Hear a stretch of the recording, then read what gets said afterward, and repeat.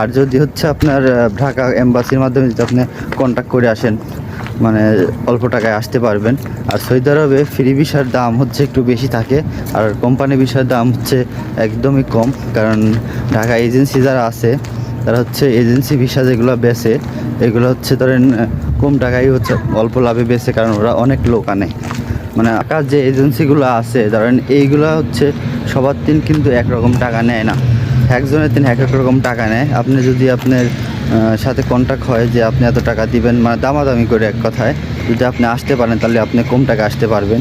আর যদি আপনি মনে করেন যে আমার হচ্ছে পার্শ্ববর্তী একজন গেছে 4.5 লাখ টাকা দিয়ে 5 লাখ টাকা দিয়ে, তো আমারও এরকমই লাগবে, কিংবা হচ্ছে এই চিন্তা করে যদি আপনি তার সাথে কোনো সময় দামাদামি না করেন তাহলে কিন্তু আপনি ধরা খাবেন। কারণ তারা তো চাইবে হচ্ছে বেশি টাকা আপনার থেকে নেওয়ার জন্য, কিন্তু আপনি হচ্ছে যদি দামাদামি কিংবা কন্ট্যাক্ট করে আসেন যে এর মাধ্যমে হলে আমি যাব, না হলে যাব না। কারণ ঢাকা হচ্ছে অনেক এজেন্সি আছে, মানে একটা এজেন্সি না যে আপনি একটা এজেন্সি যে দামাদামি করলেন যে আর হবে না, এরকম না। ঢাকা অনেক এজেন্সি আছে, আপনি তাদের সাথে ভালোভাবে কন্ট্যাক্ট করে আসতে পারেন।